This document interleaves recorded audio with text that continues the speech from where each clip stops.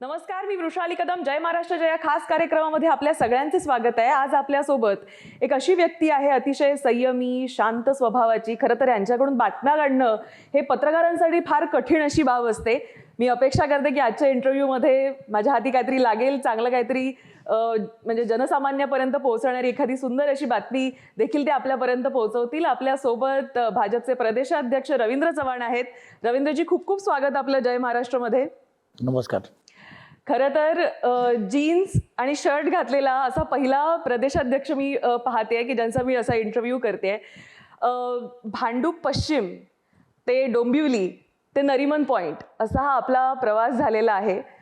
रवींद्रजी, 2005 मध्ये जेव्हा नगरसेवक झालेला होतात, आता 2025ला प्रदेशाध्यक्ष झालाय, ते देखील भाजप सारख्या पक्षाचे. कसा प्रवास हा पाहता आपण मागे वळून? खरं तर कार्यकर्ता म्हणून हा खरं मला माझ्यासारख्या कार्यकर्त्याला मिळालेला फार मोठा सन्मान आहे असं मला वाटतं. आणि ह्या भारतीय जनता पार्टीसारख्या पार्टीमध्येच हे सगळं होऊ शकतं. आणि त्यामुळे सामान्य कुटुंबातून जन्मालेलो असा मी, भांडूपमध्ये माझा जन्म आणि त्यानंतरच्या काळामध्ये हळूहळू काम करत करत आज भारतीय जनता पार्टीच्या या प्रदेशाध्यक्ष म्हणून ही मला मिळालेली जबाबदारी, हे खरं तर पाहत असताना फार मोठी जबाबदारी आहे. आणि या जबाबदारीचं भान आहे मला. आणि त्यामुळे पार्टीने दिलेली जबाबदारी अतिशय प्रामाणिकपणे पार पाडण्याचा प्रयत्न करणं हे फार गरजेचं आहे. केंद्र आणि राज्यामध्ये नरेंद्र मोदीजींच्या नेतृत्वात, देवेंद्रजींच्या नेतृत्वात महायुतीचं इथे सरकार आहे. हे सरकार आणि सरकारच्या बरोबर समन्वयातून संघटना चालवणं हे फार मोठं टास्क आहे असं मला वाटतं. त्यामुळे ते करण्याचं काम येणाऱ्या काळात करेन असं वाटतं. ज्यावेळी ही इतकी मोठी जबाबदारी आपल्याला लाभलेली आहे, त्या काळामध्ये मोठं आव्हान देखील आहे. जसं मी सुरुवातीलाच म्हटलं की तळागाळातल्या सामान्य कार्यकर्त्यापर्यंतचा आपला असलेला दांडगा संपर्क, म्हणजे अनेक कार्यकर्ते आम्हालाही भेटतात जे म्हणतात की इतक्या वर्षानंतर देखील नावासकट तुम्ही माणसाला ओळखता. ह्या सगळ्याचा कितपत फायदा येणाऱ्या स्थानिक स्वराज्य संस्थांमध्ये आपल्याला मिळू शकतो, महानगरपालिकांमध्ये आपल्याला मिळू शकतो असं वाटतं? खरं तर भारतीय जनता पार्टी ही कार्यकर्त्यांचीच पार्टी आहे. कार्यकर्त्यांचा सन्मान करणारी सुद्धा पार्टी आहे. त्यामुळे कार्यकर्त्यांबरोबर एक वेगळं असं नेहमीच बॉन्डिंग राहिलं आहे. कार्यकर्ता असल्यामुळे कार्यकर्त्यांच्या असणाऱ्या अनेक विषय हे सातत्याने येत असतात. आणि नावं कशी लक्षात राहतात इतक्या लोक? खरं तर म्हणजे हा तुमचा USP आहे असं मला अनेकांनी सांगितलं. असू शकतं, परंतु खरं तर सर्वच नेत्यांना या सगळ्या गोष्टी फार कटाक्षाने पाळायच्या असतात. आणि मला खात्री आहे की कार्यकर्ता त्याच अपेक्षेने पाहत असतो. कार्यकर्त्याला काही फार अपेक्षा नसतात.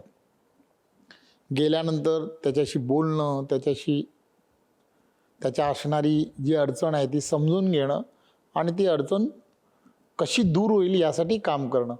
त्यामुळे हे करत त्यामुळे लोकांना तसं वाटत राहतं की नाही, आम्हाला फार चांगलं वागवत आहेत वगैरे. पण ठीक आहे, म्हणजे कार्यकर्ता असा विचार करतो हेच फार महत्त्वाचं असतं. आव्हान किती मोठं आहे. खरं तर आगामी निवडणुकांकडे मिनी असेंब्ली म्हणून पाहिलं जातं, पण मला असं वाटतं मिनी असेंब्ली म्हणणं म्हणजे या निवडणुकांना अंडर एस्टिमेट करण्यासारखं आहे. कारण यांचा जो कॅनव्हास आहे हा फार मोठा आहे.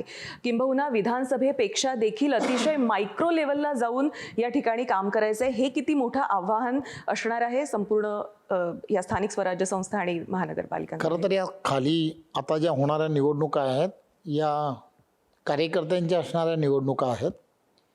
त्यामुळे देवेंद्रजींच्या नेतृत्वामध्ये आम्ही सर्वजण ह्या अधिवेशनाच्या नंतर देवेंद्रजी स्वतःच सर्व ठिकाणी, सर्व विभागामध्ये स्वतः प्रवास करणार आहेत. सर्व कार्यकर्ते, तिथले असणारे पदाधिकारी, तिथले असणारे जिल्हाचे सर्व प्रमुख नेते, लोकप्रतिनिधी यांच्याशी सर्वांशी चर्चा करून त्या ठिकाणच्या असणाऱ्या संघटनात्मक आणि इतर विषयांशी सुद्धा ते स्वतः चर्चा करून त्यामध्ये कशा पद्धतीने आपल्याला पुढे जायचं आहे या सगळ्या गोष्टीचा विचार हा ते आम्ही सर्वजण मिळून करणार आहोत. त्यामुळे मला खात्री आहे की आदरणीय पंतप्रधान नरेंद्र मोदीजींच्या नेतृत्वामध्ये, आदरणीय देवेंद्रजींच्या नेतृत्वात पूर्ण महायुती म्हणून या सर्व निवडणुका अतिशय चांगल्या पद्धतीने यशस्वीरित्या आम्ही सर्वजण पार पाडू. बरं, तुमचा प्रदेशाध्यक्ष म्हणून सत्कार सोहळा आम्ही पाहिला आणि तुम्ही नेहमीच लोकांशी कनेक्ट होता. ह्या सगळ्याचा फायदा पाहता की नक्कीच भाजपला होईल अशी आपण अपेक्षा करूया. पण ह्या सगळ्यामध्ये भाजपसमोर सध्याचं जे आव्हान म्हणून पाहिलं जातं ते म्हणजे राज ठाकरे आणि उद्धव ठाकरे यांचं 19 वर्षानंतर एकत्र येणं, एका स्टेजवर येणं. भाजप आव्हान म्हणून या गोष्टीकडे कशा पद्धतीने पाहतं? म्हणजे भाजपसाठी खरंच हे आव्हान आहे का असं तुम्हाला वाटतं? खरं तर आत्ताच जे ज्या पद्धतीने आपण सगळ्या या गोष्टीकडे पाहतो किंवा आपण सगळ्या गोष्टीचा या विचार करतो, त्याला निवडणुका म्हणून भारतीय जनता पार्टी या सगळ्या गोष्टीकडे पाहतं का? तर निवडणुका म्हणून भारतीय जनता पार्टी आपला अजेंडा काय असावा या दृष्टिकोनातून विचार करतं. केंद्रामधलं असणारं नरेंद्र मोदींचं सरकार, राज्यामध्ये असणारं महायुतीचं देवेंद्रजींच्या नेतृत्वातलं सरकार, हे एक विचाराचं सरकार ज्या ताकदीने डेव्हलपमेंटच्या दिशेने पावलं उचलत आहे. प्रत्येक विषय हा मार्गी कसा लागेल, टाईम बाउंड पिरियडमध्ये कसा मार्गी लागेल यासाठी विचार करत आहे. पूर्ण देशभरामध्ये सार्वजनिक वाहतूक व्यवस्थेकडे सरकार एक वेगळ्या पद्धतीने पाहत आहे. मुंबईचाच विचार केला तर मुंबईमधील असणारा कोस्टल रोड असेल, मुंबईमधील असणारी मेट्रो असेल, त्याचं जाळं असेल, ह्या सगळ्या गोष्टी किंवा MMR रिजनमधल्या असणाऱ्या सगळ्या ज्या डेव्हलपमेंटचे विषय आहेत, हे डेव्हलपमेंटचे विषय हे एक विचाराचं सरकार केंद्र आणि राज्यामध्ये असल्यामुळे इन्फ्रास्ट्रक्चरला मोठ्या प्रमाणामध्ये पाठिंबा हा केंद्रातील सरकार राज्याला देतं. ह्या सगळ्या गोष्टी सामान्य जनतेपर्यंत पोचवणं, अनेक धोरणात्मक निर्णय हे केंद्र आणि राज्यातील असणारं सरकार एकत्र असल्यामुळे, एक विचाराचं असल्यामुळे ते पूर्णत्वाच्या दिशेने जात आहेत हे पटवून सांगणं, हा अजेंडा हा येणाऱ्या काळामध्ये फार महत्त्वाचा आहे. आजच कालच 2 दिवसा अगोदरपासून आपण पाहिलं असेल की एक बिल विधानसभेमध्ये नक्षलवादी कारवायांच्या विरोधात आलेलं बिल, या बिलाबद्दल झालेली चर्चा आणि त्या चर्चेच्या अनुषंगाने सुरक्षिततेच्या दृष्टिकोनातून ते बिल ह्या प्रत्येक राज्यासाठी किती आवश्यक होतं याची आपण सर्वांना, पत्रकारी म्हणून आपल्याला सर्वांना कल्पना आहे. परंतु त्या बिलाकडे पाहण्याचा दृष्टिकोन, विरोधकांचा दृष्टिकोन किंवा विरोधाला विरोध म्हणून पाहण्याचा दृष्टिकोन हा काही योग्य नाही. जे चांगलं आहे त्या चांगल्याला चांगलंच म्हटलं पाहिजे, ही भूमिका या अगोदर अनेक पक्ष जे विरोधात होते त्यांनीही सगळ्यांनी घेतली. परंतु सातत्याने विरोधाला विरोध म्हणून जर आपण ह्या भूमिका जर घेत राहिलो तर ते अत्यंत चुकीचं आहे असं मला वाटतं. जे चांगलं आहे त्याला चांगलंच म्हटलं पाहिजे. हे जे बिल आहे ते बिल नक्षलवादी कारवाया थांबवण्यासाठी किती आवश्यक होतं ही आपण सर्वांना माहीत आहे. त्यामुळे अशा ज्या गोष्टी आहेत त्या गोष्टींकडे पाहण्याचा काही लोकांचा चष्माच वेगळा जर असेल तर त्याला तुम्ही आणि आम्ही काहीच करू शकत नाही. मी तेच म्हटलं की हे जे बिल आहे हे बिल आणायच्या अगोदर जी कमिटी होती त्या कमिटीमध्ये जी मंडळी होती त्यांनी त्यांची त्या ठिकाणी मतं मांडली आहेत. त्यांचं समाधान त्या ठिकाणी झालं आहे. त्या ठिकाणी त्यांनी कोणतंही या संदर्भातलं विरोधातलं मत मांडलं नाही आहे, हेही तेवढंच खरं आहे. ते बोलायचं नसतं, परंतु जर असं कोणी विरोधाला विरोध करत असतील तर ते सामान्य जनतेला कळणंसुद्धा गरजेचं आहे असं मला वाटतं.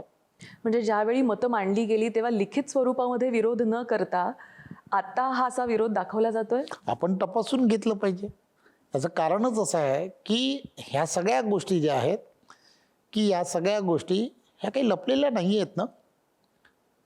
ज्या वेळेला त्यामध्ये संभ्रम निर्माण करण्याचं काम होत होतं त्यावेळेला स्वतः देवेंद्रजींनी सर्व पत्रकारांशी, असणाऱ्या पत्रकार जे प्रमुख आहेत, संपादक असतील, सर्वांची हे नक्की बिल कशासाठी आहे, कशासाठी आवश्यक आहे, हे सर्व सांगण्याचं काम केलं.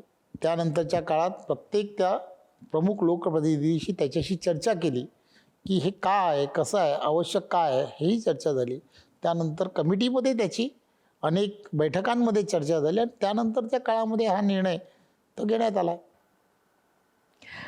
मी माझ्या पहिल्या प्रश्नावर येते, जो तुम्ही अतिशय खुबीने टोलवला आहे की राज आणि उद्धव हे तुम्ही आव्हान एक तर तुम्हाला वाटतं का, आणि सगळ्यात महत्त्वाचा प्रश्न म्हणजे खरंच हे एकत्र येतील का? तुम्हाला काय वाटतं, म्हणजे स्वतःचं तुमचं असं काय मत आहे यावर, खरंच ते येतील का एकत्र? मताचाच आहे, असंच आहे शेवटी. पण मेळावा झाल्यानंतर राजसाहेबांनी ज्या पद्धतीची भूमिका मांडली आहे, त्यांनी त्यांच्या कार्यकर्त्यांना, पदाधिकाऱ्यांना सांगितलं आहे. त्यामुळे मला असं वाटत नाही की पुढे काही त्या संदर्भामधले काही त्यांच्या बाबतीमधले युतीच्या संदर्भातले काही निर्णय होतील असं मला वाटत नाही. कारण या सगळ्या विषयांमध्ये जो निर्णय झाला आहे तो निर्णय प्रत्येकाला माहीत आहे. या संदर्भातली कमिटी तयार झाली आहे, कमिटी स्वतःचा अभ्यास करून त्या संदर्भातला अहवाल तयार करणार आहे. या सगळ्या गोष्टी वारंवार मीडियासमोर गेलेल्या आहेत, प्रत्येक नियतकालिकां सगळ्यांना माहीत आहे. त्यामुळे मला वाटत नाही की मुळात GR मागे घेतल्यानंतर अशा पद्धतीनं संबोधित करणं जनसामान्यांना, याकडे आपण कसं बघता? मी तेच म्हटलं की कार्यपद्धती जी असते ती कार्यपद्धतीप्रमाणे जेव्हा या सगळ्या गोष्टीची सुरुवात झाली तेव्हा राज्याचे मुख्यमंत्री म्हणून देवेंद्रजींनी स्वतःचं मत मांडलं, त्यामध्ये स्पष्टता दिली. मराठी भाषा हीच सक्तीची आहे असं त्यामध्ये नमूद आहे. बाकीच्या सर्व भाषा, हिंदी सोडून अजूनही भाषा आहेत, त्या सर्व ऑप्शनल आहेत हेही त्यामध्ये म्हटलं. वारंवार हे सांगून, प्रत्यक्षात भेट घेऊन सुद्धा सांगितलं. त्यामुळे मला असं वाटतं की हे का होतं आहे, कशासाठी होतं आहे, तर ते काही समजण्याएवढे आता महाराष्ट्रातील नागरिक जे आहेत, नागरिकांना कळलं आहे की हे निवडणुका डोळ्यासमोर ठेवून हे करण्याचा प्रयत्न केला आहे असं वाटतं. बरं, हे एवढं सगळं झालं, त्याच्यानंतर मीरा रोडला काय झालं हे देखील आपण पाहिलेलं आहे. मीरा रोडच्या त्या घटनेकडे आपण कसं बघता, आणि त्यानंतर आता 18 तारखेला स्वतः राज ठाकरे मीरा रोडमध्ये जात आहेत, कसं पाहता या सगळ्या घटनेकडे? कारण महाराष्ट्र पाहणार आहे पुन्हा होताना. त्यानंतरचा काळ आपल्याला माहीत आहे की ते का होत आहे, कशासाठी होत आहे. तर मी पुन्हा तेच सांगेन की आता मताचं आहे. पूर्वी असं असायचं की निवडणुका जवळ आल्यानंतर भावनिक आव्हानं करणं हे वारंवार केलं जात होतं. मला वाटतं हे सुरू व्हायच्या अगोदरच देवेंद्रजींनी एका सभेमध्ये हे सांगण्याचा प्रयत्न केला होता की आता निवडणुका जवळ आल्या आहेत, वेगवेगळ्या पद्धतीने भावनिक आव्हानं अनेक मंडळी करतील, महाराष्ट्र मुंबईपासून तोडण्याचं काम केलं जात आहे वगैरे, असं असं करतील, बोलतील. आणि मला वाटतं देवेंद्रजींना, मला वाटतं सर्वांच्या मनातलं कळतं वाटतं, त्यामुळे त्यांनी हे पहिलंच भाकीत केलं होतं आणि तसंच पुढे व्हायला लागलं आहे. परंतु मला असं वाटतं की येणाऱ्या काळामध्ये डेव्हलपमेंटबद्दल जास्तीत जास्त विचार करणं हे गरजेचं आहे असं मला वाटतं. आणि हे सगळे नेरेटिव्ह स्वतःचे कसे सेट होतील याचा प्रयत्न सगळेजणं करत आहे. पण महाराष्ट्राला पॉझिटिव्ह नेरेटिव्ज जे आहेत ते पोचवणं गरजेचं आहे.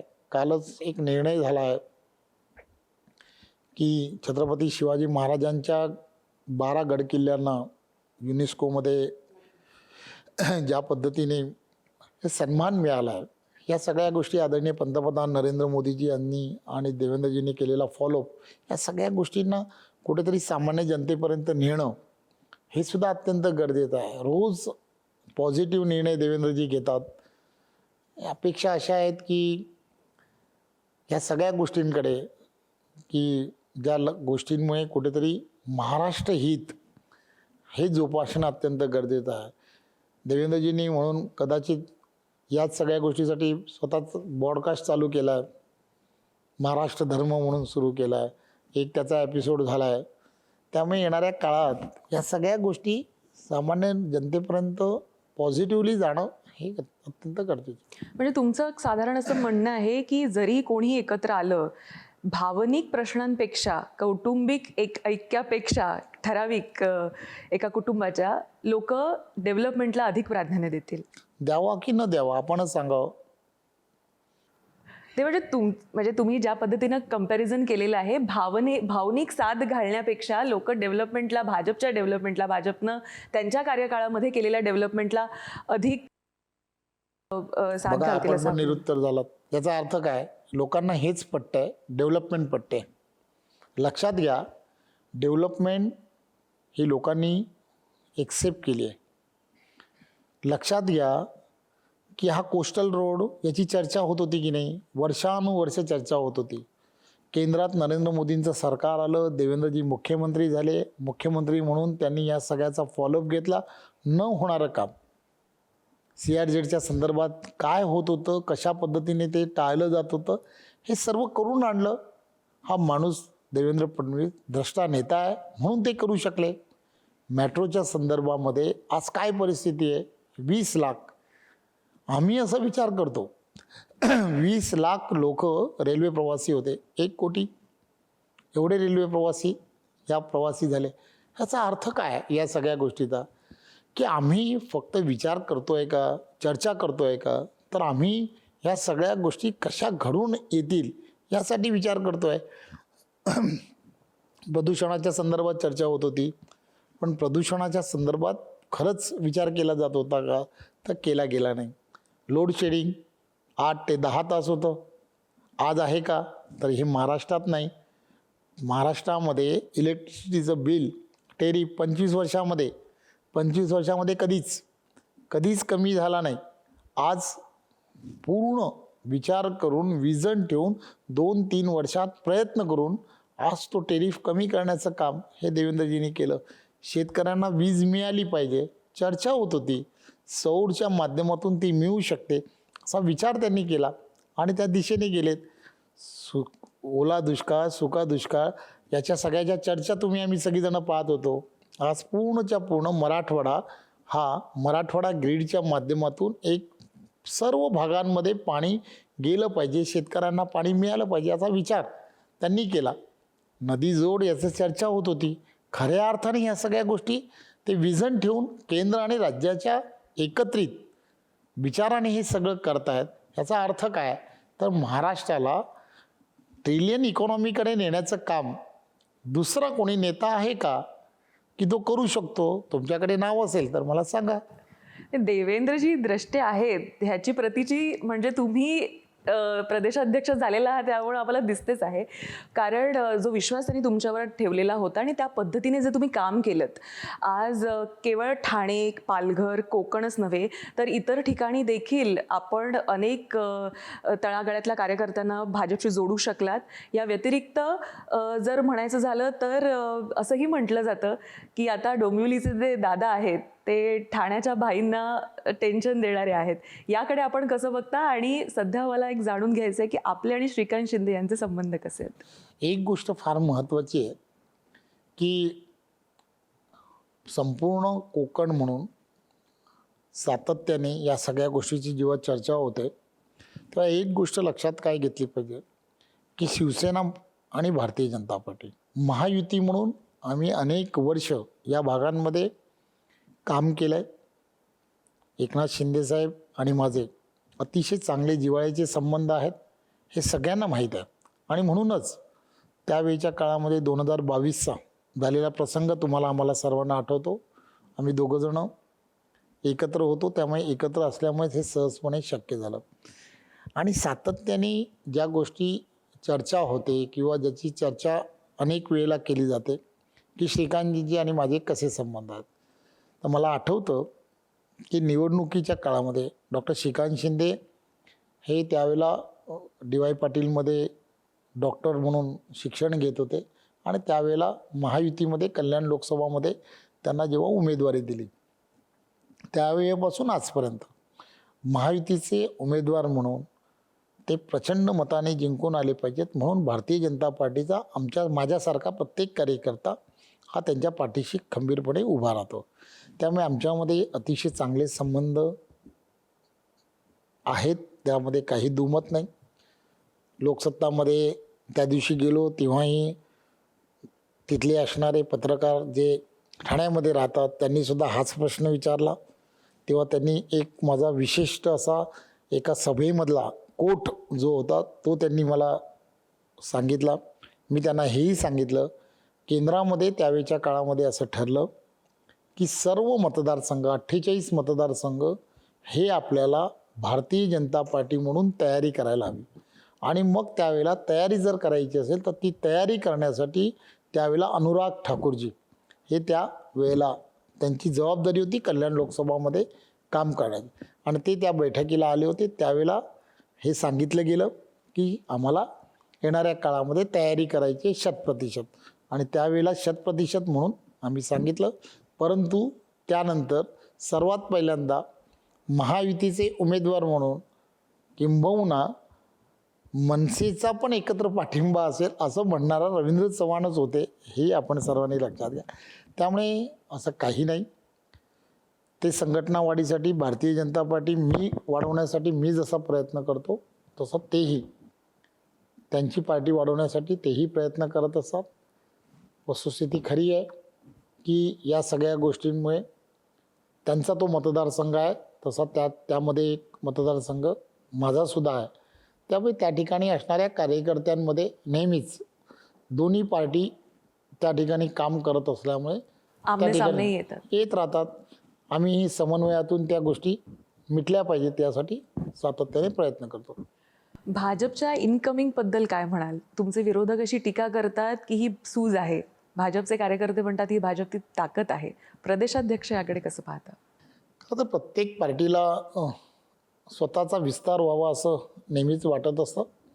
त्यामुळे भारतीय जनता पार्टीसुद्धा राष्ट्रीय विचाराने प्रेरित नरेंद्र मोदीजींच्या नेतृत्वामध्ये स्वीकारून, देवेंद्रजींच्या नेतृत्वाला स्वीकारून जी मंडळी भारतीय जनता पार्टीमध्ये येत आहेत त्यांना सगळ्यांना आम्ही तिथले असणारे लोकल्स, आमचे असणारे कार्यकर्ते, पदाधिकारी यांच्या सगळ्यांच्या एकत्र समन्वय करून ते भारतीय जनता पार्टीसाठी येणाऱ्या काळामध्ये योग्य का अयोग्य या सगळ्या गोष्टीचा विचार करून आम्ही निर्णय घेत असतो. आणि विरोधकांना या सगळ्या गोष्टीची अडचणच आहे की भारतीय जनता पार्टी सातत्याने वाढ होते. आपण पाहिलं असेल निवडणुकीचे निकालच सांगतात गेल्या 3 टर्म भारतीय जनता पार्टी ही कशी लढली, विरोधात लढली, बरोबर लढली, महायुतीत लढली, कशी लढली तरी 100 क्रॉस करते. ही तर वस्तुस्थिती आहे आणि कोणी नाकारू शकत नाही. त्यामुळे विरोधकांना बोलणं किंवा विरोधकांनी टीका करणं हे स्वाभाविक आहे. त्यांनी ती टीका करावी.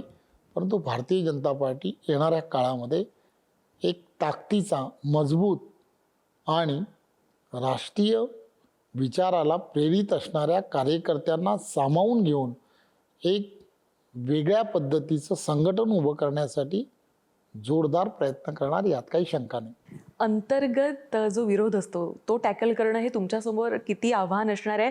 आपण पाहिलं बडगुजर यांच्या बाबतीतला प्रसंग आणि अनेक म्हणजे आता नाशिकमध्ये बागुल यांचा देखील पक्षप्रवेश रखडलेला आहे. या सगळ्याकडे आपण कसं बघता? आणि जो अंतर्गत विरोध असतो तो बंड थंड करणं हे किती कठीण असतं? हे कुटुंब आहे. नवीन माणसं घरामध्ये आली की थोडासा प्रत्येकाला थोडंसं असं वाटत असतं, अनकम्फर्ट असं वाटत असतं. त्या वेळेला त्या ठिकाणच्या असणाऱ्या कार्यकर्ता, पदाधिकाऱ्यांना समजूत घालणं हे फार गरजेचं असतं. आणि ती समजूत घालण्याचं काम हे आम्ही सर्व कार्यकर्ते, तळागाळातील कार्यकर्ते असल्यामुळे आम्ही सर्वजण नक्की करत असतो. आणि मला खात्री आहे की भारतीय जनता पार्टीचा कार्यकर्ता हा अतिशय समजदार कार्यकर्ता आहे.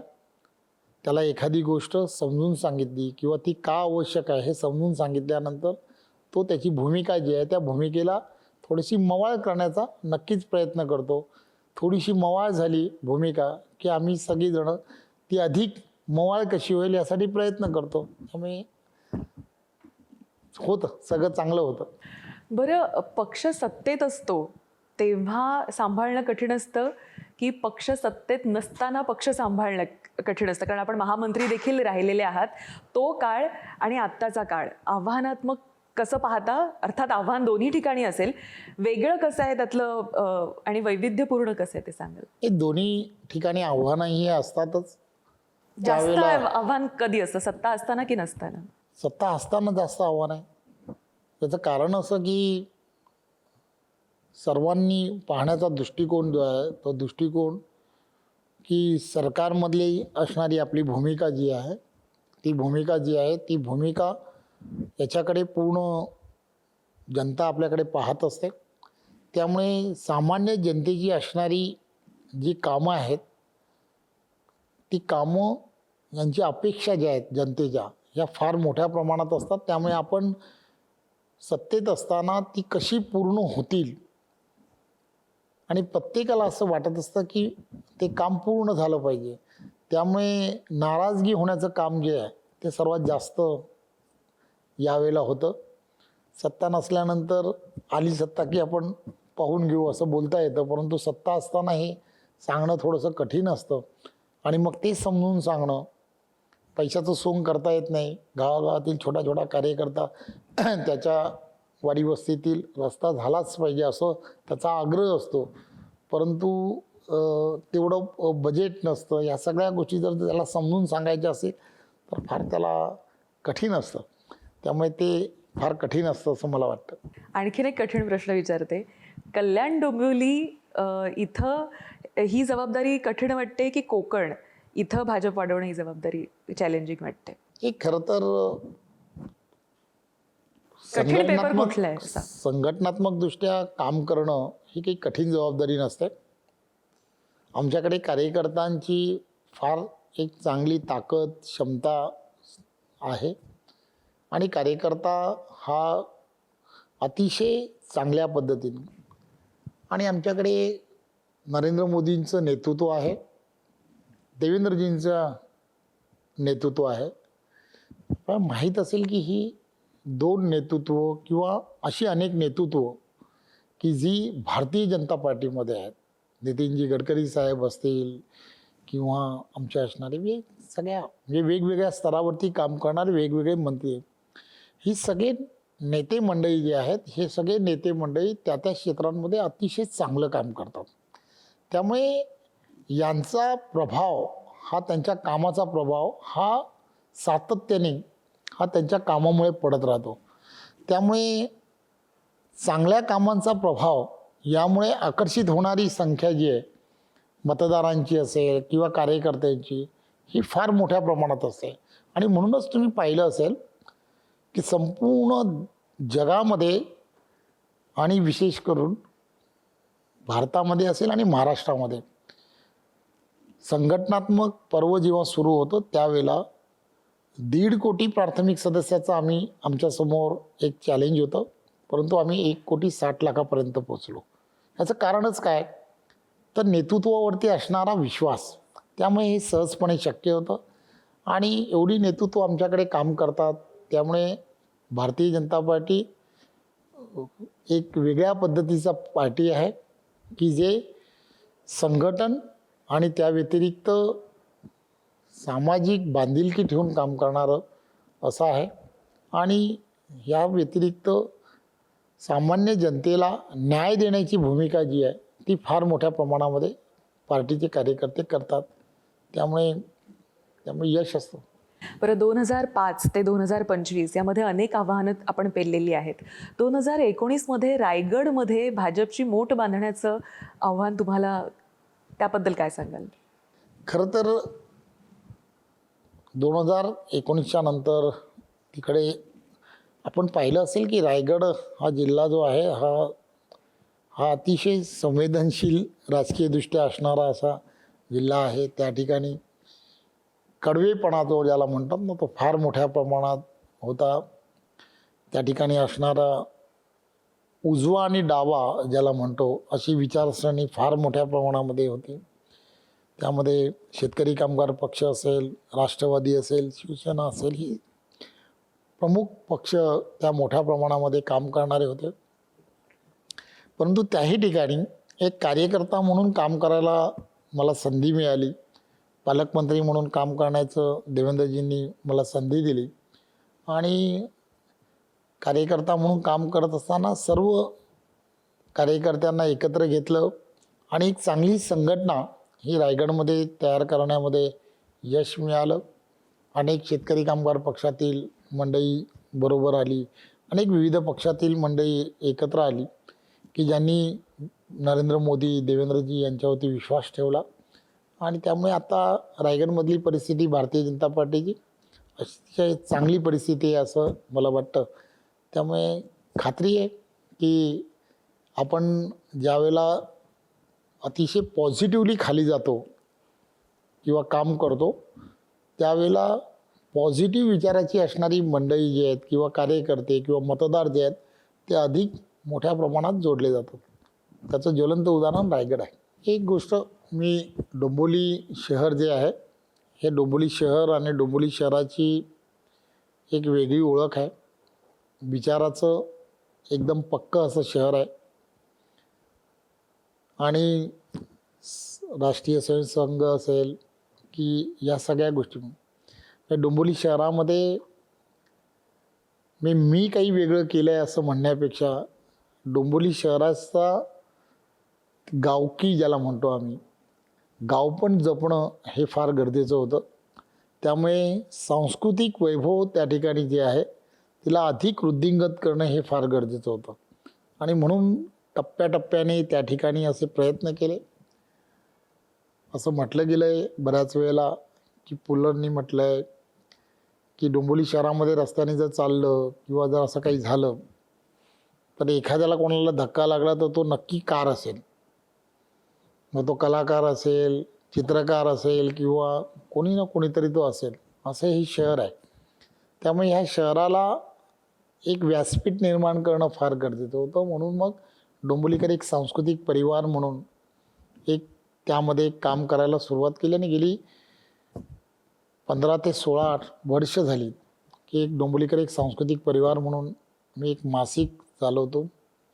हे मासिक एक चेहरा ज्याला म्हणतात, शहराचा चेहरा म्हणून त्याच्याकडे सर्वजण पाहतात.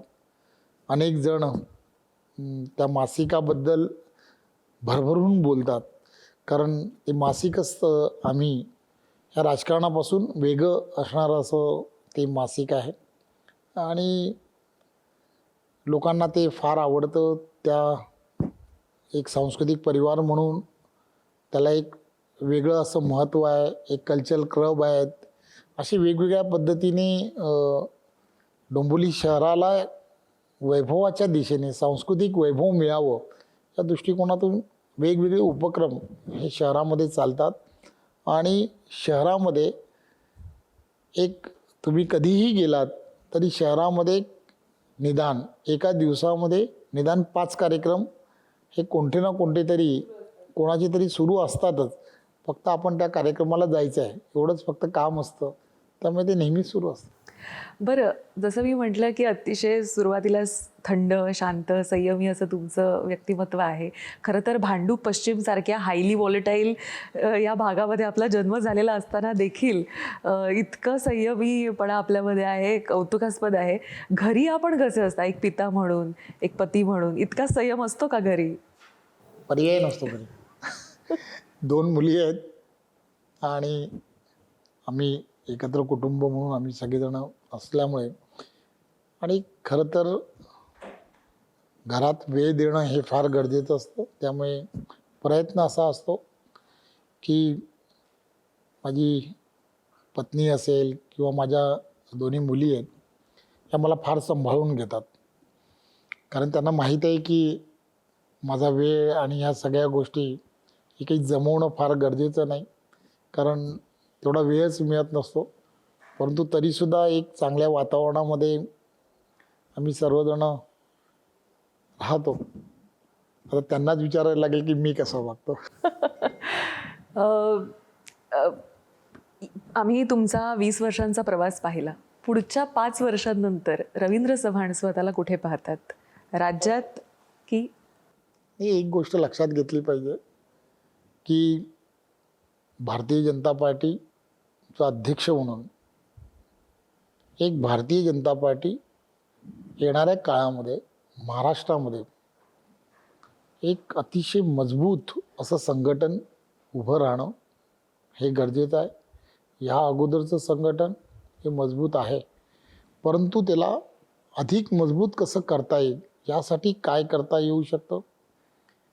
केंद्रामध्ये आणि राज्यामध्ये असणारं जे सरकार आहे, या सरकारच्या बाबतीमध्ये जे फेक नेरेटिव्ह हे जे तयार होत असतात त्याला पॉझिटिव्ह नेरेटिव्ह जे आहेत ते सामान्य माणसापर्यंत पोचवणं आणि सरकार आणि भारतीय जनता पार्टी यांच्यामध्ये एक दुवा अत्यंत महत्त्वाचा राहणं की जेणेकरून पार्टीची असणारी विचारधारा ही तळागाळापर्यंत पोचली पाहिजे आणि प्रत्येक नागरिकाला हा विश्वास वाटला पाहिजे की होय, ही पार्टी जी आहे ही राष्ट्रहितासाठी काम करते, जनहितासाठी काम करते. ही भावना तयार करण्याचं काम हे येणाऱ्या काळात करणं 5 वर्षामध्ये फार गरजेचं आहे असं मला वाटतं. कोकणातला विषय हा क्रमप्राप्त आहे जाता जाता विचारणं. गणपती येत आहेत. मुंबई गोवा हायवे यावेळी सुखकर असणार आहे का? काय ग्वाही द्याल तुम्ही? मी कालच म्हणजे गडकरी साहेबांची जेव्हा भेट घेतली होती तेव्हा तिथे मनोज कुमार म्हणून जो अधिकारी आहे तो अधिकारीही मला भेटला. रवी 16 किलोमीटर खाली बाकी आहे. त्यांनी मला सांगितलं म्हणजे त्याच्याशी माझं किती नातं आहे. म्हणजे मी काय आता तिथला मिनिस्टर नाही, परंतु तो मनोज कुमार भेटल्या मी आलो आहे कशाला, त्याला वाटलं की जसं काही मुंबई गोवाच विचारतोय. त्यानेच मला स्वतः सांगितलं 16 किलोमीटरचा काही रेंज जो आहे तेवढाच फक्त आता पॅच जो आहे तो मला वाटतं थोडासा अडचणीचा वाटतो. बाकी पूर्ण रस्ता जो आहे तो गणपतीच्या अगोदर अतिशय सुस्थितीत आहे असं त्यांनी ऑलरेडी सांगितलं. मीही माझ्या प्रवासामध्ये मी पाहिलं बराच रस्ता, पण काही ठिकाणी आता ब्रिजेस आणि यांची जी कामं आहेत, मी ऑलरेडी सांगितलं होतं की काही जे ब्रिजेस आहेत ते ब्रिजेस वगैरे जे आहेत ते त्यावेळच्या काळामध्ये त्यांच्या ज्या टेक्निकली अडचणी झाल्या होत्या त्यामुळे काही ब्रिजेसची कामं ही राहतील आणि ती 2025च्या नंतर पूर्ण होतील. तर त्यांची ही अंतिम टप्प्यामध्ये ती बरीच कामं आता आली. खूप खूप धन्यवाद. आपण आम्हाला वेळ दिलात आणि आमच्याशी बोलल्या त्याबद्दल. खरं तर पक्ष वाढीसोबत पक्ष शिस्त देखील सांभाळणं हे फार मोठं आव्हान तुमच्यासमोर रवींद्र चव्हाणजी असणार आहे. खूप खूप शुभेच्छा आपल्याला पुढच्या प्रवासासाठी. आणि वेळ झाली आता इथेच थांबायची. कुठेही जाऊ नका. फक्त पाहत राहा जय महाराष्ट्र.